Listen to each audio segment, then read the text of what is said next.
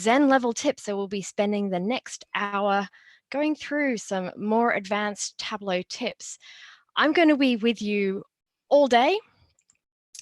I'm going to be with you for the next hour. My name is Sophie Sparks, and I'm the community manager here at the Information Lab. So if you are not familiar with Tableau Zen master Lorna Brown, who recently got married, so until earlier on this year, her name was Lorna Eden. Lorna is a Tableau Zen master. She's also a Tableau public ambassador. You may know her from being a Workout Wednesday co-contributor. She's also a Tableau Tip Tuesday co-lead, along with another one of our Tableau Zen masters here at the Information Lab, Andy Kriebel. And she is the Northwest user group, Tableau user group leader. For people who are dialing in from other parts of the world that aren't the UK, Northwest is referring to Northwest of England, so up around the Manchester area. So from me, I hope you are having a good morning. I hope everyone is feeling well in the current lockdown, global lockdown with the coronavirus pandemic. And again, like yesterday, apologies if you hear any strange noise coming through from my audio. I back onto a rather busy road here in London, so you'll hear some real life noises coming from me.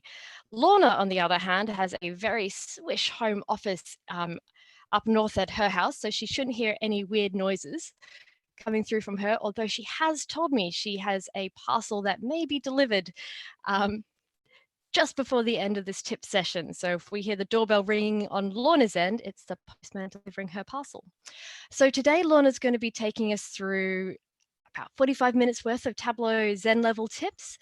We're then going to stop, and we've got a quiz for you guys to answer. So towards the end of this session, I will post a Kahoot number. This time, if you joined us yesterday, you would have realized I'm not the best Kahoot user in the world. I've tested and tested, so this time we should be able to get the Kahoot quiz running. Lorna's given us 10 questions that should like you guys to that she is challenging you guys to answer. So pay attention for all of her session. And if you do, you should be able to answer all 10 of the quiz questions at the end. So Lorna, without further ado, can you steal the Zoom share off me and share your screen, and let's get started. Of course. Hello and good morning, good afternoon, and good evening to everybody tuning in today. So I'm going to try and take some tips this time, but a little bit slower.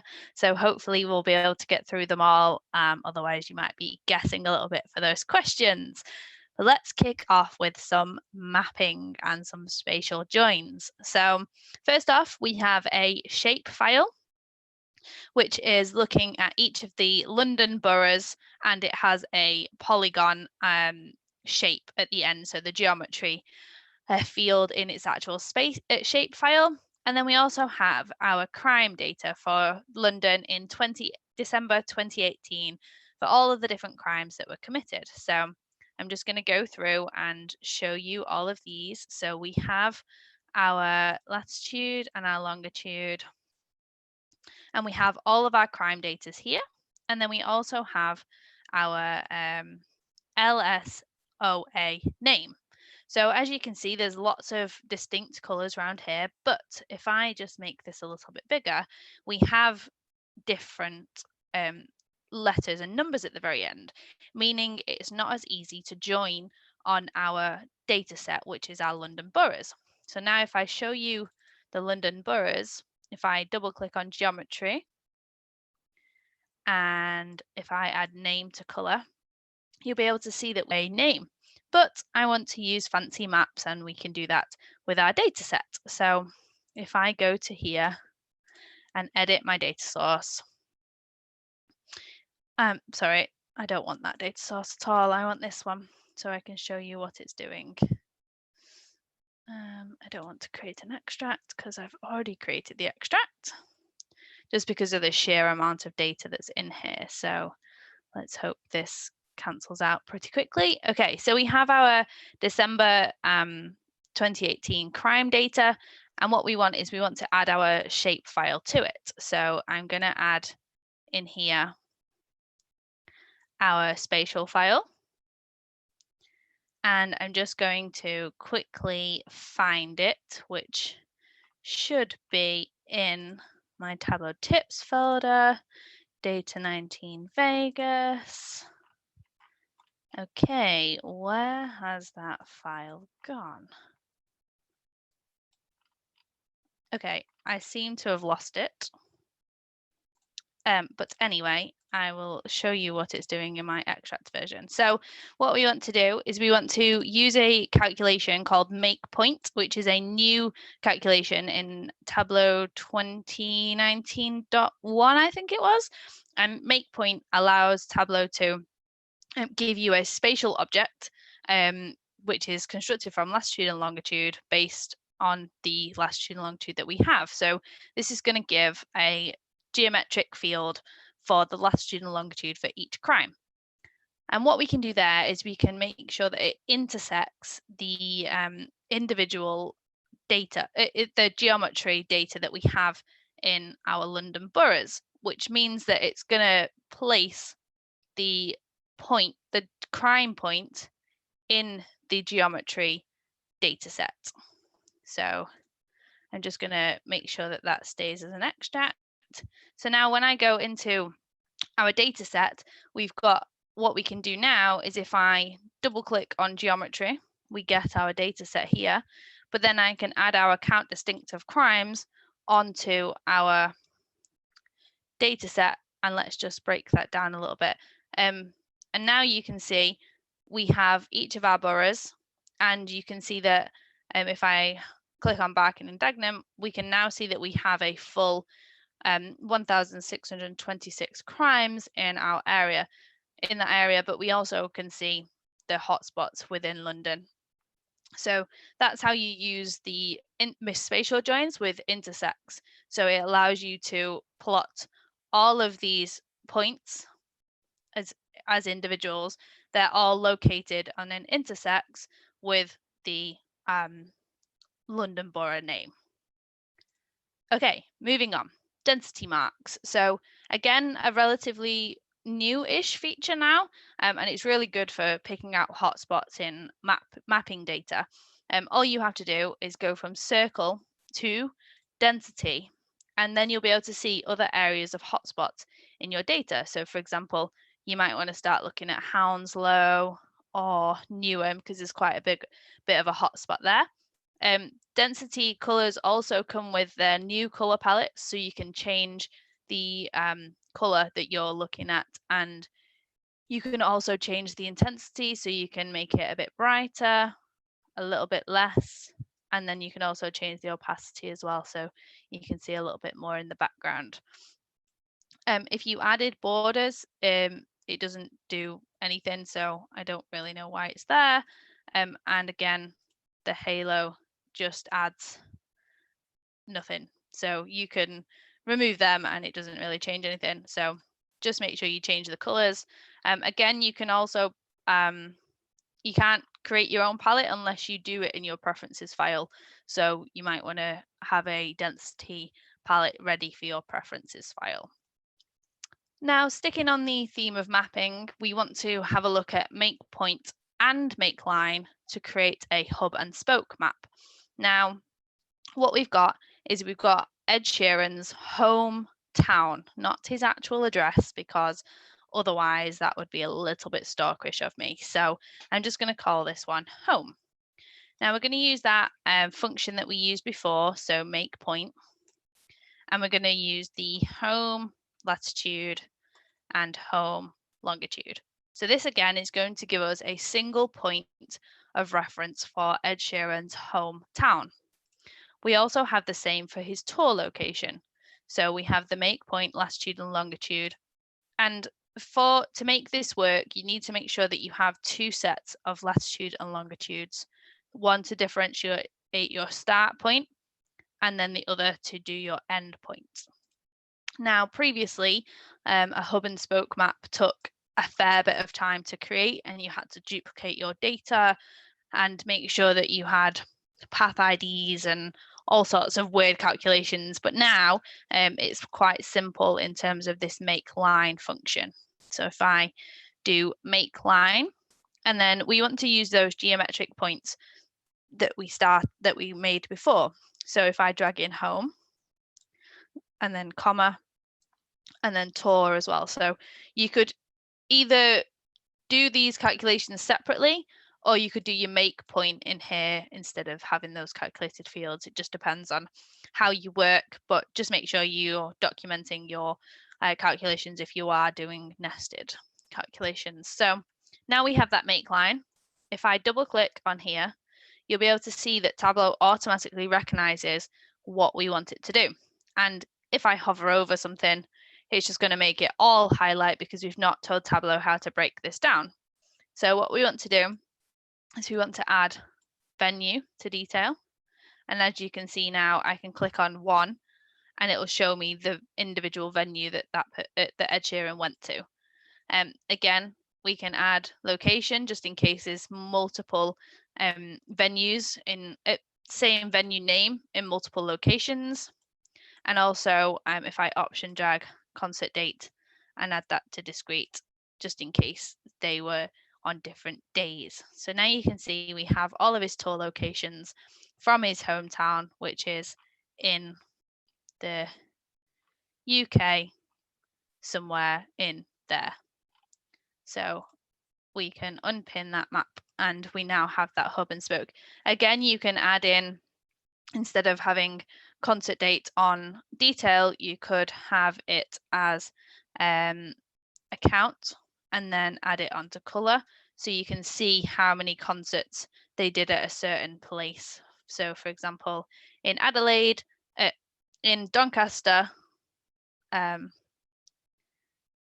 they did, no, it's not the Doncaster one, it's Melbourne. So at the AAMI Park, he did 19 concerts at that specific date. And again, we can just reduce the intensity, the opacity of it, so that you can see some of those marks. Okay, so moving on, we have the distance calculation now. So we now have we want to focus in on the Houses of Parliament. So previously we had the Houses of Parliament. So we've got the latitude here and the longitude for the Houses of Parliament. So this gives us a geometric point for those Houses of Parliament. And we also have our crime point, which again is just make point, latitude and longitude. Now, what we want to do is we want to create our distance. So if I create our distance calculation, so we have a new function called distance, and we can do the same as what we did before. So we want to have our start point and our end point, and then we want to specify what units we want. So this could be miles, kilometers, meters, or feet, depending on what you want to do. So I'm just going to put this one into kilometers.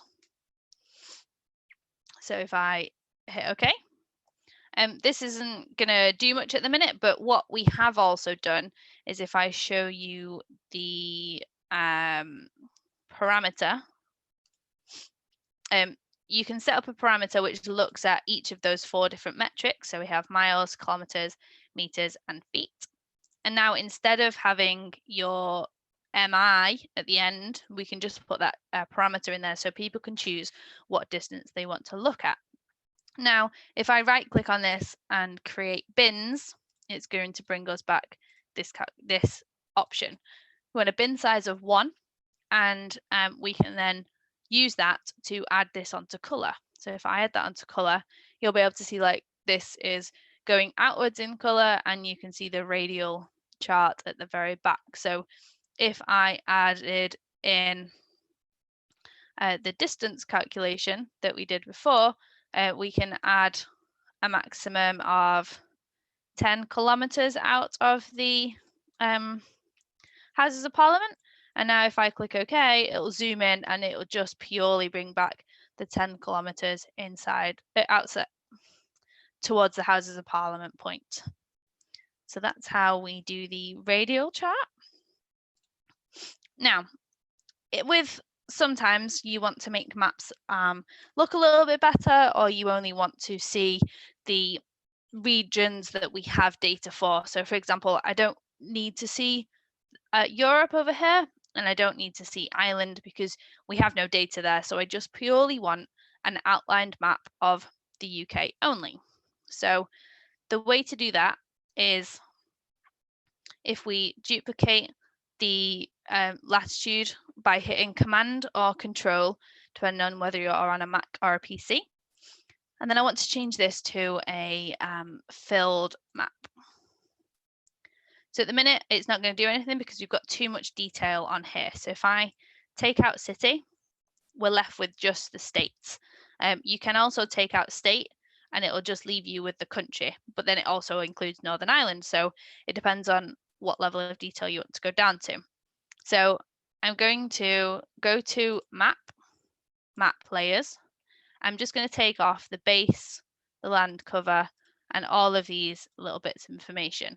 Now, it doesn't look like much, but we can dual axis these. So if I right click on the second latitude and hit dual axis, and if I change this color to white and move that to change these around, so we have our borders at the background and our dots at the front, so you can at least hover over them.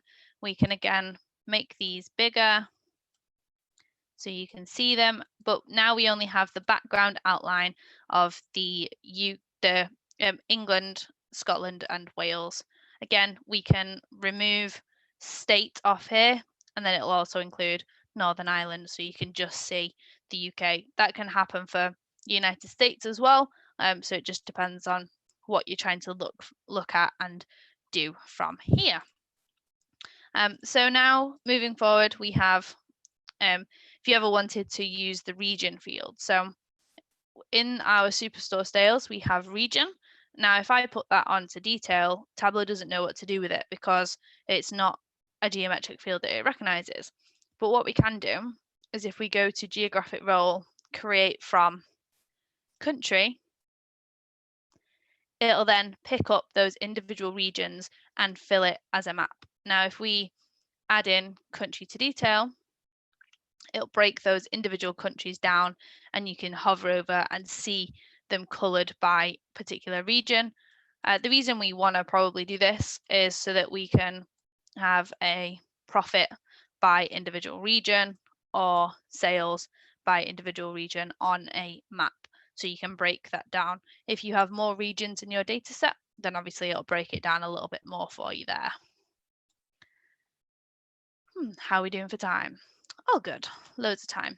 So we want to look at market share using table calculations and level of detail.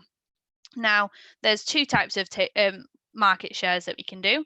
We can do total market share and relative market share. Now, as you can see, the total market share is looking across the whole of this table. So for bookcases across all of the subcategories, that is worth 5%. Whereas if you do relative market share, we're doing it only relative to the category furniture. So this then adds up to 100%. So although it's 5% of the total, it's 15% of the furniture. Now, how do we do this? I've just had a knock on the door, which is my postman.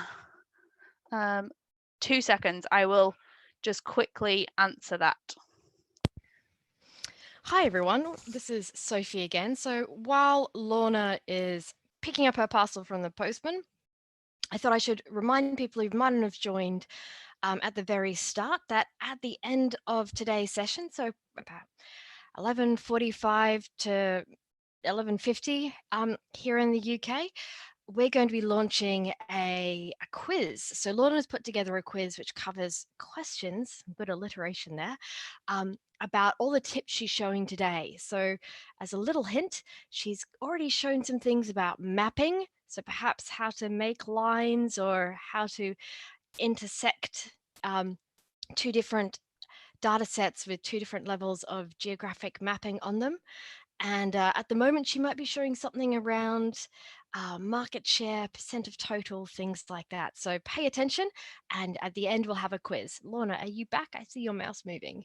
Yes, I am back now. Cool. Thank you. Sorry about that. Real life, eh? So market shares. So we have two options of building them. So we're going to just quickly focus on the table calculations. So we have our sum of sales, and I'm just keeping the sum of sales there to show you the actual sales. So what we're going to do is we're going to click on sum of sales and go quick table calculation and then do percent of total. Now that's purely giving you back the market share for the total of our subcategories. So if I go to this and edit table calculation, table down, we just want to make sure we click specific dimensions, because if we move this and we move furniture, we move category to columns, it's then not going to calculate the same as what we want it to calculate here. So that is our first calculation. So remember, it's percent of total. So now, again, we're just going to bring back in those sum of sales, and we're going to show you how to do the relative one now. So again, percent of total, but this time when we edit table calculation, what you can do is you can do it by pane down. Now, Tableau's nifty feature allows you to highlight what that is doing. So you can see it's highlighted furniture because it's only looking at the furniture category. So it's taking the percent of total for each category. And again, make sure you tick specific dimensions so it maintains that percent of total throughout. Now, the way to figure out whether you're using the right percent of total is to do it in this table situation. So, and add your subtotals and add your grand totals in so you can see what each table calculation is doing. Now, if you've noticed, I've also got the option to do the market share and the relative market share using level of detail calculations. Now, how we do that is by creating the total sum of sales. So if I search for the total sum of sales, which is a pre-made calculation, then what this is doing is it's fixing, so this means these brackets mean a level of detail. So it's fixing the total sum of sales across all of my data set. So that is giving me back this figure here. So it's giving me the grand total of sum of sales.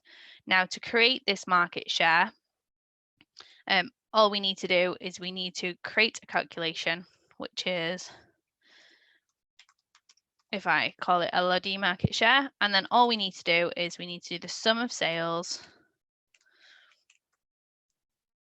Oh, not the parameter version, sum of sales, sum of sales. There we go.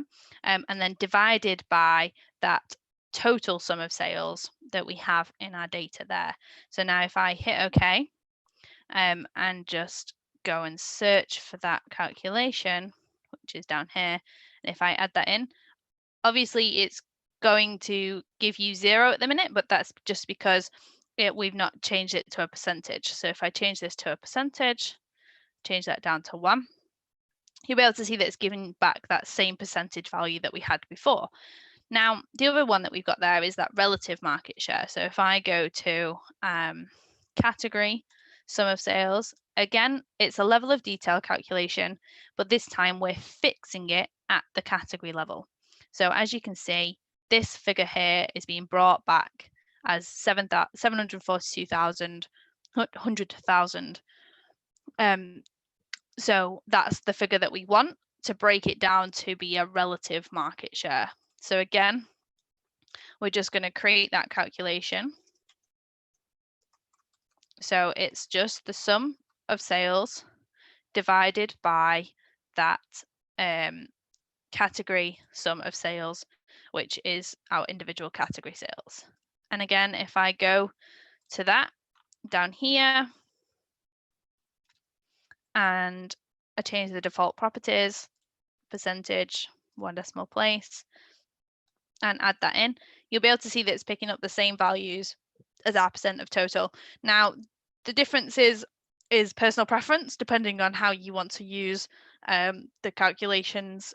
Table calculations become last in our order of operations. So if you have filters on there, then they'll affect your table calcs. Whereas currently, if we have filters on, they're not going to affect our LOD, market shares, or relative unless you add them to context. Okay, so we have our small multiple chart, which is completely changing direction of what we're doing. And what we want to do is I want to, currently what the calculation does is it looks at the number of subcategories that we have, and it takes the square root of the size, which is subcategory, and gives it the best option. But what we want to do is we want to be able to use this parameter to change the number of squares that we have. So instead of having 4 squares across, I only want to be able to have 3 squares, or I want to change it to 5 squares. So instead of having that round square root of size, you just change the calculation to have squares in it. And what this does is it allows you to change the number of columns that you have in your data set, and it'll automatically change the number of rows as well. Just for those to understand this calculation, index is giving each subcategory a number. We're taking 1 off of it because it starts at 1, so we want it to start at 0. So we take it all off. This percent sign is the modular sign, and that just means that it's divisible by the number that we put after it. So for example, if you have 4 and divided, it goes into 4 1 times. So it's the, I've not explained that very well, but it's the number of times something goes into another number. So it gives you this option of changing. So if I wanted a long and thin small multiple, we can have 2 columns, or I can up it up to 10 columns, and you can, depends on your dashboard size. Now, I'm just going to change that back so my dashboard doesn't look so crazy. So also with using dashboards, sometimes you want to have some bands, which are big actual numbers. I'll let you figure out the A word. And we don't need a tooltip for those. We don't need anything for them. We just want to purely have them on our dashboard. Now, what this is here is using titles for the bands. So how do we do that? So we have our sum of sales on our text. If we edit the title and insert sum of sales here and hit OK, we now have our sum of sales in our title. And what we need to do is we need to change the marks card to a polygon, which then removes it from our view. And when we add it into our dashboard, for example, if I add that in here, and if I get rid of zoom at the top, come on, go away, there we go. And I hit entire view, it'll then allow you to play around with this a little bit. So we can up the size to 26. If you notice there, by the way, whenever something is inside those less than and more than signs, if you just click inside it and hit something, it will change the whole thing. So you don't have to constantly highlight things to change it, but that's only if it's a field within your data set. So that is how we do that one. Now, what time are we on? 15 minutes. Okay, that's a lot of time to go through all of this. Right, set actions. So set actions can be used to allow for selections. So for example, if I wanted to click on central, it'll update this percent of total to central, and it'll update it to east. Now, how do we do that? So we're going to use segment as an option. So if I search for segment, right click, create set, And now I'm just going to click on one and just change this here. So what we've got now is we've got our set, and if I put that to text, you'll be able to see that's in, out, out. So if we go to worksheet, actions, add action, change set values. Now, this is purely just going to affect this specific sheet. But if I want this segment to affect everything and everywhere, we can change it to our data set. So if I scroll up and go to number 8, I can select all of the sheets I want to use it for. So specifically, I want to be able to use it for number 25, how set actions. And then on the select segment, and I want to keep the set values. So now when I click OK, whenever I click something, it's then going to change what value is in that set. And then you can use this to create percent of totals and things like that. Parameter actions are pretty much the same. You create a blank parameter, and we go to worksheet, actions, and then as you can see, I've got one set up here. So if I edit that, you can select your parameter, select which field you want to update your parameter with. And currently the aggregation is none because we're using a text field, but this can also be used for like profit and sales. And then you change the aggregation to either average or sum, depending on what you're using. And then the only difference here is that we need to create a calculation which references that parameter. So we now have our subcategory selector equals subcategory, and it's a true or false, which we can add to color. So now if I click bookcases, it will then update to bookcases and you'll change the color of it. So that's how parameter actions work. Again, most of the things it's just personal preference. However, parameter actions are mainly just a single selection, whereas set actions, you can have multiple selections depending on what you want to do. So again, that's just the same. So I'm just going to zoom through some of these. So you can use set actions and parameter actions to allow for this drill down option. So if I just add sales on here, you'll be able to see. So currently what we've got here is I've got our category and our subcategory. So I want to be able to click on a category and it'll just drill down to the sum of sales for those individual subcategories. So again, all we have here is our category drill down set. So we just have our category drill down. So it's either in or out. Now the action here is when I click on a category, it's going to change that set action. So, and the final option here is our set action calculation. So if it's in category, if category drill down, which is a true false, then give me the category. So if that category equals this category, then give me the subcategory, else blank. So it's a bit more of a complicated calculation, but it allows you to drill down using that option. You can also do this with parameter actions, which is a little bit easier in terms of the calculation that you need to use. So if I, again, add sales in here.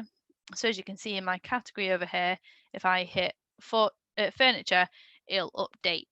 And the difference here is if I just search for that calculation, is you just have the simple if the parameter category equals category, then bring me back the subcategory, else blank. And I think that this drill down option is much easier on the parameter actions than set actions. You can also use parameter set actions to show the drill down. So if I click bookcases, you'll then be able to see all of the individual individual orders for bookcases. The same with tables. It's the same setup. Set up your set to be subcategory, and then just have your dual axes and have the extra level of detail on there for when you can get your sales. You can use it for in and out, so you can put your set onto shape and it'll allow you to change the set. So you can, if I hit command, if I hit Command, you'll then be able to tick 2 things, and again, you can hit Command or Control, and you'll be able to select multiple things. Now, measure names and measure values, you never really used to be able to use them in calculations, but due to parameter actions, you can use these in the calculations now. So for example, I want to see sales over time instead. So we can click sales, or I want to see discount or quantity. So this is using measure names, measure values. So the difference here is we have our selection, which is using measure names and measure values. And what we want to do is we want to use this. So we have our metric, and the action here is, if I go, sorry, it's not in that one. It's in the dashboard. So if I go to dashboard actions, and go to metric, what this is doing is it's looking at the fields that we've got up there, and we're looking to target this metric parameter, but we're using the field measure names, which is really, really powerful in terms of what it's doing for Tableau. So the measure names also works on this % difference. The only thing that we need to remember is when we're doing these calculations is we use the actual field name in here. So for example, if I wanted to click on profit ratio, I'd need to make sure it says profit ratio difference or discount difference, etc. So it depends on what it is you're trying to show. Again, you can use reference lines. So if I click on here, you'll then be able to see that updating based on the selections. If I go to worksheet actions and have a look at this profit one first, you'll be able to see that we're looking across the whole data source for the sum of profit, and we've got the aggregation of sum. The same with the sales one. So we've got sum of sales, but this allows us to have the quadrant section. So if I, for example, clicked here, then when we go to our interactive chart, we've got our quadrant calculation already created here. So if I right click and edit, you'll be able to see we've got this. So if the sum of sales is greater than or equal to the parameter sales, and sum of sales is greater than profit, then high sales, high profit. So that's that top right hand section. So again, we can either type in here, or we can click on a point on the chart and update our quadrants. Now, how many times have we had a chart that we've got labels on, but there's not quite enough room to add those labels in?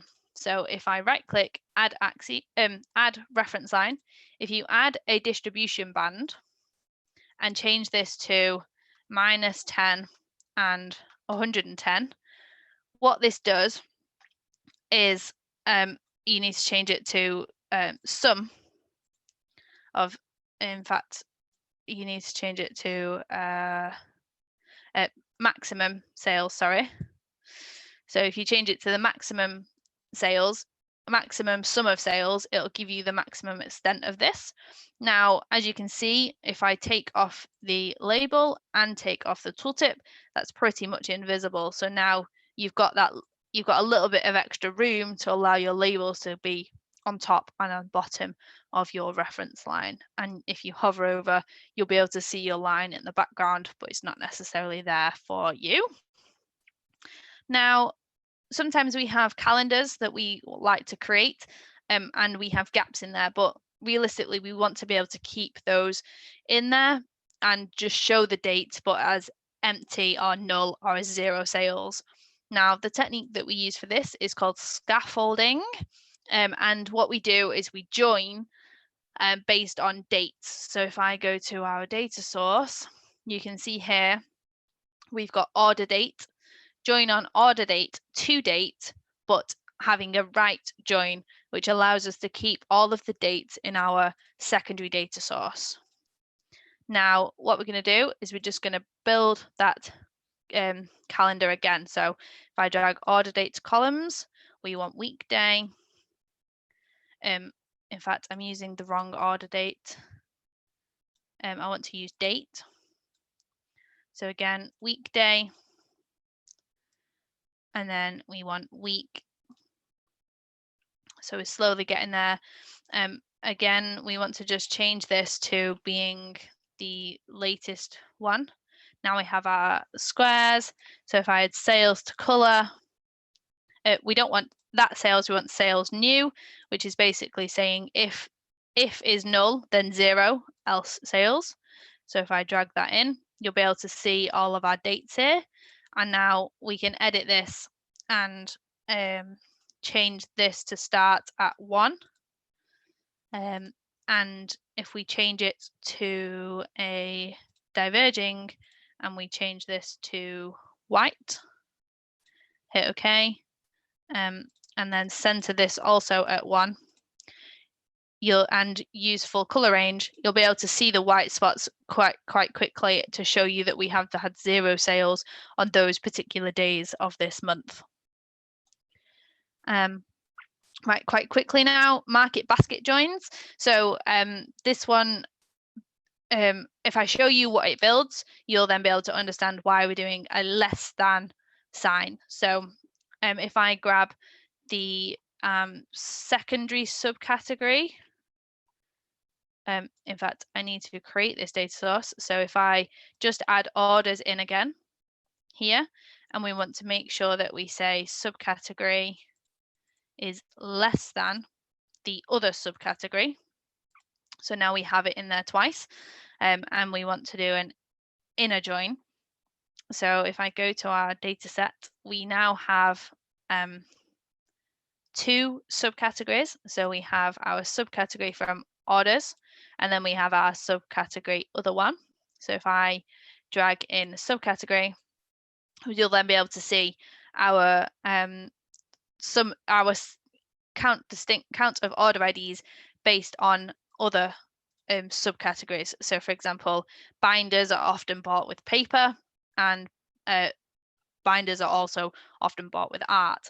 Now, the reason why we're doing that join is if I change this to not equal to, what this is going to do is it's going to create a different style of metric, which doesn't necessarily answer the question that we want. So let's just give that a minute.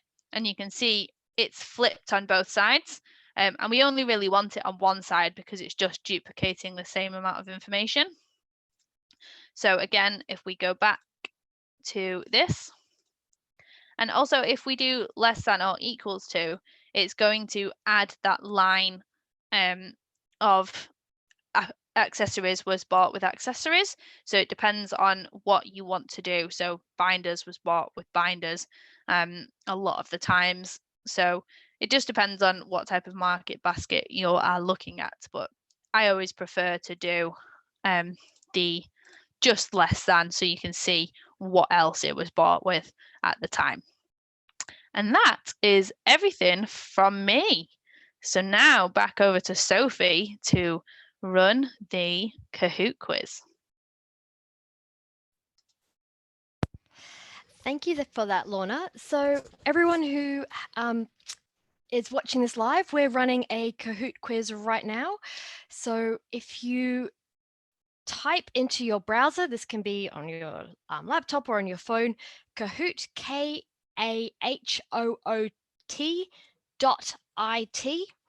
and then enter the PIN number 6433563. I've put this into the chat box as well. You'll be able to join our Kahoot quiz. As soon as I see a few people joining, I will start the quiz. Sophie, do you want to share your screen on the quiz so that we can see? Yes, that's a good idea, actually, isn't it? Yeah, it does. Might be a little bit so we can see what's going on. My soothing voice isn't quite what you want to hear. Oh no, I love your voice, Sophie. I will share my screen now. There you go. You guys should be able to see this. So this is our Kahoot. So join at kahoot.it and type in the game pin 6433563. I'll give everyone a few more minutes to moments to join. And when we've got enough people in, we will run through the quiz. So Lorna, I was checking, I think you went through all the questions you've put into the quiz. The only one that was maybe a little bit, if people, even if people were paying a lot of attention, hard to tell was with the bands, the big ass numbers. Yep. Can you just remind us, what do you need to have on your marks card to be able to see those bands? Yeah, of course. So when you're using it as titles, you have your whatever number you want on detail, but you need to make sure that you've selected it to be a polygon mark. So change the mark type to be a polygon for it to work. Perfect. Thanks, Lorna. I think you could see it if you were watching what your mouse was doing, but I'm not sure if it was quite as obvious how you said. Okay, so we've got a few players joined. So I'm going to launch this quiz now. So everybody who's been watching, if you'd like to join the quiz, which is 10 questions focusing on everything Lorna has shown us today, go to kahoot.it, type that into your browser, and then type in the pin number 6433563. We will start the quiz. Lorna, do you reckon we should go now? We've got 20 players sitting there waiting for it to start. Yeah, why not? They can always join in afterwards. Okay, yes, and you can always join along the way. Again, the URL and pin to join are in the chat. So starting the quiz. So question number 1, what is unique join available for spatial files?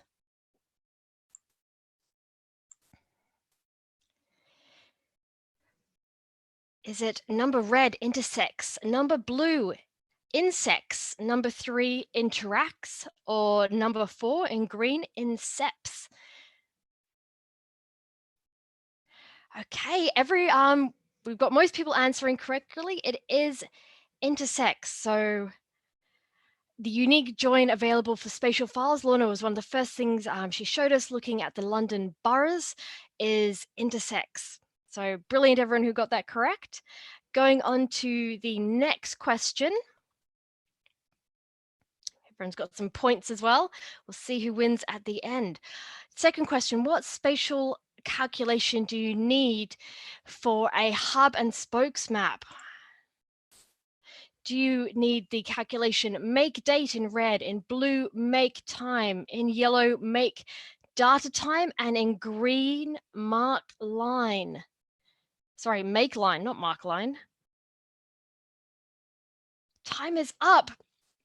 This was a pretty tricky one. If only one person got it correct, which may have also been because of the fact that I read it out and botched that one.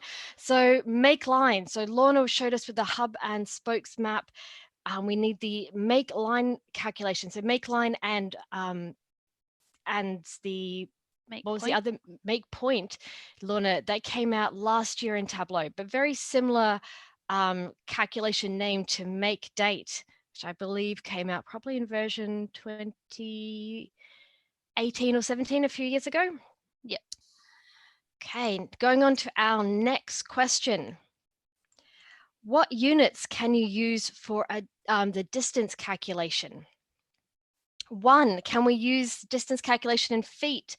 2, all of the answers below, which also includes meters and miles.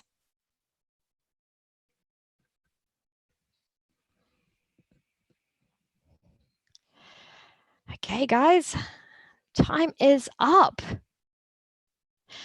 So this was a good trick question. Lorna showed us her calculation in miles. So everyone who answered that exactly correct, that is what Lorna showed us. However, you can also do the distance calculation in feet and meters. And for somebody who's not natively from the UK, I'm from Australia, miles and feet make no sense to me. So I'm all meters and kilometers. Moving on to question number 4. What table calculation is market share? So what table calculation is market share? Question number 4. We've got answer 1, running sum, answer 2 in blue, percent difference, answer 3 in yellow, percent, and answer 4 in green, percent of total. What table calculation is market share?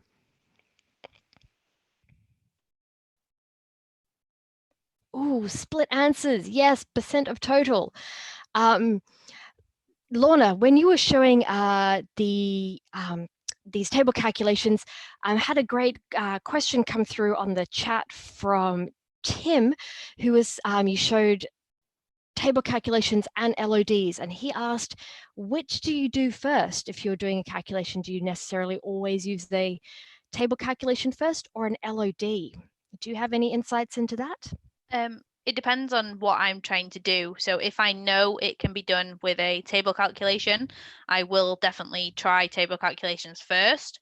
And then depending on the interactivity or whoever else is picking up my dashboard, I might then change it to a level of detail calculation. Great answer there. So thank you for that. Moving on to our next question, we're halfway through now. Question number 5, how do you do a modulo function? Is it the percent sign? Is it the / sign? Is it the asterisk sign? Or is it a witch's hat sign? Oh, this one's a tough one. Maybe I didn't explain it very well. Yes, it is the percent sign. So that's how you do a modulo function. So Lorna, I haven't actually checked in Tableau in a while, but the modulo function was it has been in there for a very long time. It's a good mathematical function that you can use to see if there are any leftovers. So see if something is divisible by 2, for instance. But it's not in the list of calculations. If you look, has it moved into there, Lorna? Do you know?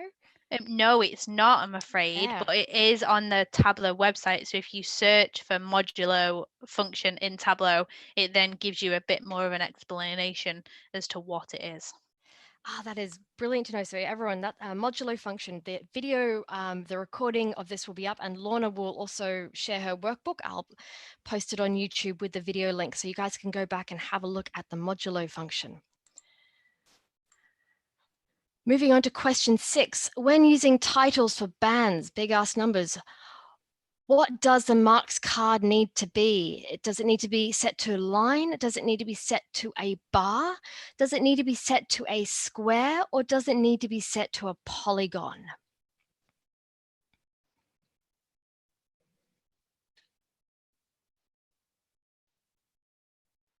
Yes, needs to be set to a polygon. So that was, Lorna showed us that, and I wasn't quite sure if I caught it when she went through it. So I asked her as well just before we started this quiz. So it looks like Tim has taken over the #1 spot. And Lorna, Tim told us that he is trying his first Sankey diagram this afternoon. Oh, that's exciting. So I Have think fun with that one. Yeah, some of the tips you showed, especially around table calculations and LODs, might be very helpful. So question number 7, which of the following can be used with set actions? Is it 1, to show distribution of a subcategory? Is it 2, to select a region to compare? Is it 3, all of the options? And all the options includes option number 4, to drill down.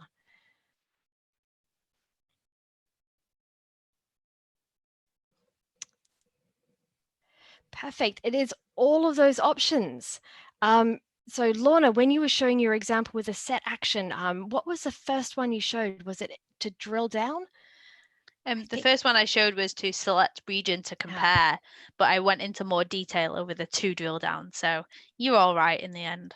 Perfect. Yes, I think it's also, yes, what you remember being shown. Okay, so up to question number 8, which of the following can be used only with parameter actions? This is either measure values or measure names. Which of the following can only be used with parameter actions as opposed to set actions? Yep. So the correct answer is measure names. Can be used with parameter actions, but cannot be used with set actions. Lorna, why might you use parameter names with a measure names with parameter action? Just so that you can use it to switch between which measures you want to use. So, for example, if you want to show sales, but then you want to be able to show profit separately, you can then click on sales or profit. It's just a nicer way to be able to display it, especially if you've got some big ass numbers as well. Perfect. Okay, second last question. If your data has missing dates, what is a technique called to fill the gaps? Is it option 1 in red lift, option 2 in blue foundation, option 3 in yellow support, or is it option 4 in green scaffolding? If your data has missing dates, which technique, what is the name of the technique called to fill the gaps? It is scaffolding. So Lorna showed us that with the calendar she did just towards the end. It looks like Tim is still in the leader, pulling up the leaderboard. With our last question, what is the join clause for the market basket chart Lorna showed? Is it subcategory X, subcategory, and that X is at greater than or less than? Is it greater than and equals to, or less than and equals to, or is it equals or not equals? It's quite a tricky question, Lorna.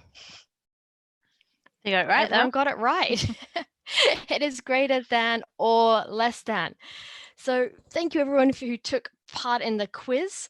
Got Mukesh coming in third, Alexis coming in second, and coming in first, we have Tim.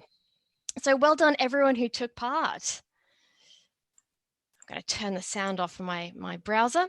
So thank you everyone who joined us today for our second Tableau Zen second Tableau Tip day in our Tableau Tip Battle week. So today Lorna Eden took us through her Zen level tipping, and I hope you guys all learnt a lot. Tomorrow at 1 p.m. British Summer Time, so 1 p.m. here in the UK, we have two of our data scholars, two of my colleagues, Stefana and Louise, who will be taking us through our speed vizzing tips.